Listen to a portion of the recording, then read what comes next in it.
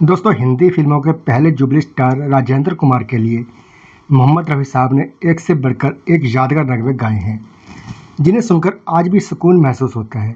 जान चली जाए जिया नहीं जा ना एक दिन ये कहानी बनेगी तू मेरे झिम के गीत सावन गाए आए भी मेरे महबूब तुझे मेरी मैं राही अनजान राहों का मैं लेकिन सफलता का आसमान देख लेने वाले राजेंद्र कुमार पर एक वक्त ऐसा भी आया था जब उन्हें कोई भी फिल्मों में लेने के लिए तैयार नहीं था।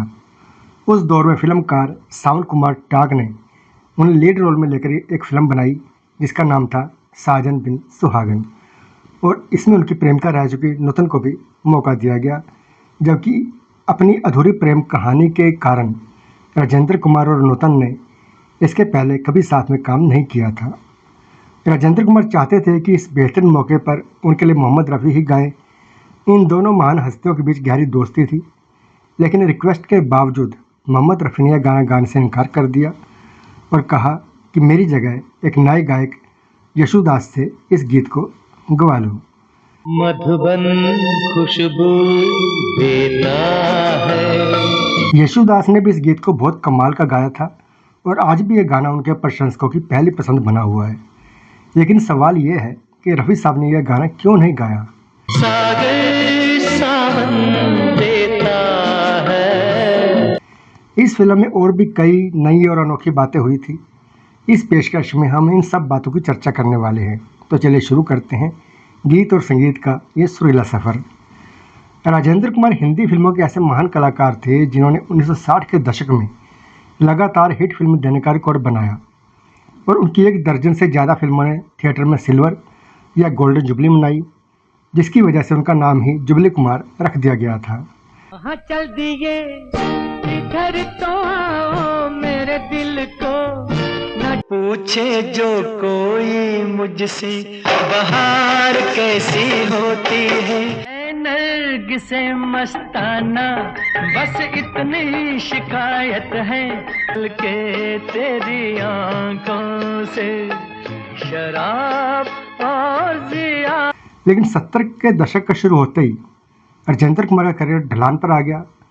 राजेश खन्ना के आगे उनका स्टारडम फीका पड़ गया और हालत ये हो गई कि जिन राजेंद्र कुमार के घर निर्माताओं की लाइन लगी रहती थी, रोजाना पार्टियां होती थी, लोग उनके घर का पता ही भूल गए थे।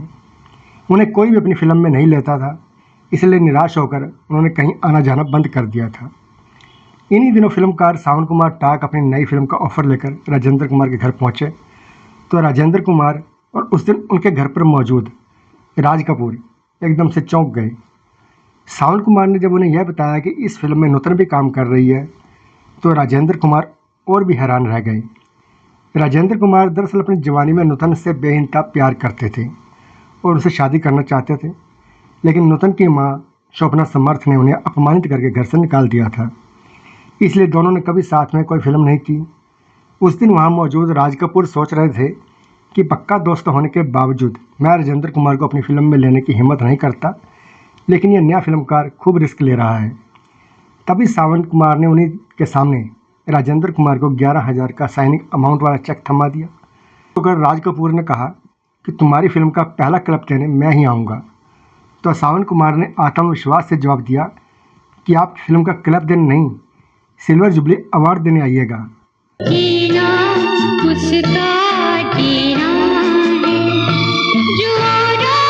राजेंद्र कुमार इतने साल बाद फिल्मों में वापसी कर रहे थे, तो यह लाजमी था कि उनके गीतों को आवाज़ मोहम्मद रफ़ी साहब ही दें।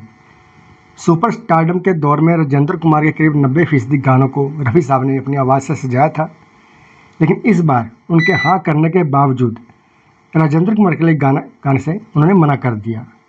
सूरज ना बन पाए तो बन के। इस फिल्म का संगीत उषा खन्ना ने दिया था, जो सावन कुमार की पत्नी थी, और गीत इंदिवर साहब ने लिखे थे।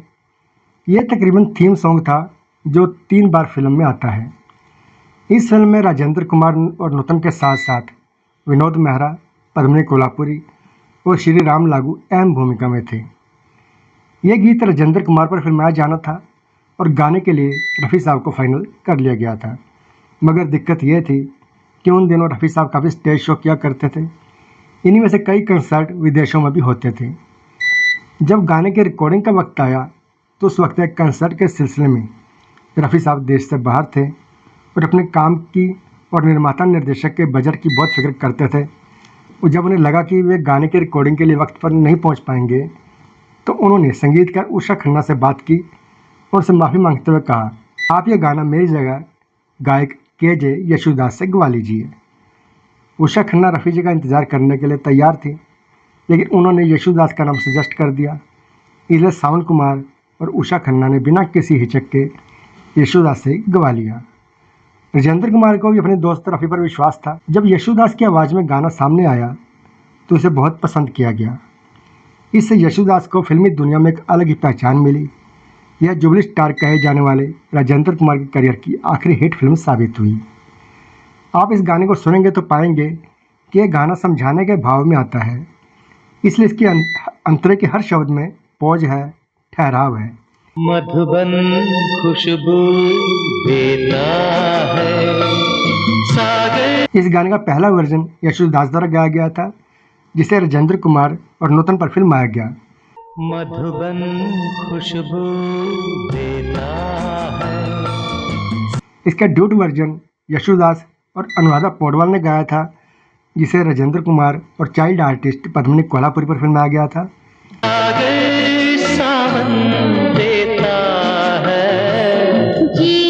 और गीत का तीसरा वर्जन संगीतकार उषा खन्ना ने खुद गाया था।